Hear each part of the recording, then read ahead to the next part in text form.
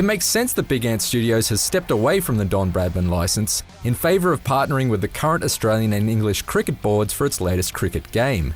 Because with all due respect to the greatest Australian in the history of Australianism, Ashes cricket isn't Don Bradman. Ashes cricket is Steve Smith, rife with distracting little quirks as it takes guard, but nonetheless capable of a confident, exciting and reliable brand of cricket once each ball is delivered. The crowd's on their feet, probably hoping they can catch a six.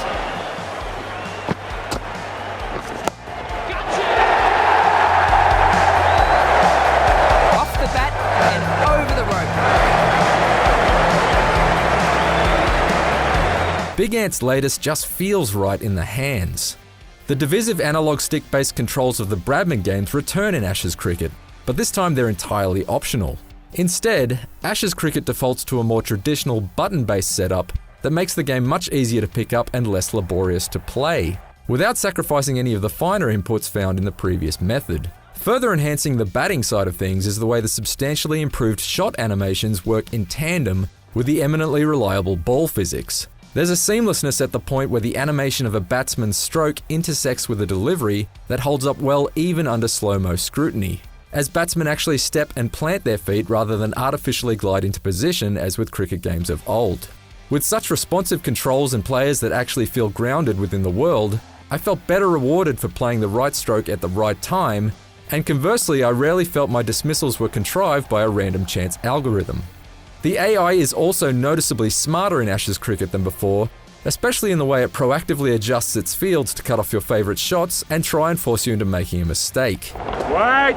However, even on the harder difficulty settings, it doesn't always nail the more nuanced strategies of the game, such as knowing when to accelerate during a limited overs run chase, 6 to win. Can they do it? and ultimately puts up a strong contest without quite being able to match the cunning of human opposition on the couch beside you or online. This wicket is potentially a turning point.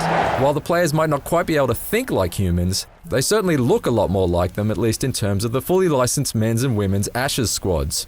The likenesses of the players are uniformly excellent, right down to the unkempt chin scruff on Glenn Maxwell and the permanent smugness smeared all over Stuart Broad's face. Meanwhile, on the women's side, superstars like Elise Perry, Meg Lanning and Sarah Taylor are all recreated to equally convincing effect.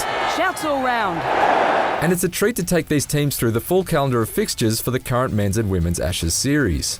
Ashes cricket's overall attempt at broadcast-style presentation still lacks the polish required to stand alongside the bigger budget offerings of EA Sports and 2K. And there are a number of niggles present, particularly in the replay system and the frequently incorrect commentary from Michael Slater. Certainly when it comes to offering his insight into the proceedings, it often seems less like Slater is describing a stroke and more like he's suffering one. Good throw from the deep, on target, good running, that's 3. Yet out on the field, Ashes cricket really does look the part. It's not just the bowlers and batsmen that have benefited from the brand new motion capture technology, but the idiosyncratic behaviours of the fielders too. And the realism is further enhanced by the shouts of encouragement from the wicketkeeper and the incessant Barmy Army chants. Ashes cricket might fall short when it comes to recreating the gloss of a modern television broadcast, but it's satisfyingly spot on in terms of simulating the feel of actually being at the ground. That's what the crowd have come to see. Speaking of grounds, Ashes cricket features all of the major Australian stadia featured in the 2017-18 Ashes series. But any ground not already included in the game can be built and shared with the powerful Stadium Editor, which returns from Don Bradman Cricket 17 alongside the Player Editor, Logo Editor, customizable tournaments and tours, and extremely tweakable list of difficulty settings and control setups. Ashes cricket can be moulded into the exact cricket experience you want it to be. And would you look at that? A sports game in 2017 with not a single microtransaction in sight. Nice, Gary. You can say that again, Matty. Big appeal.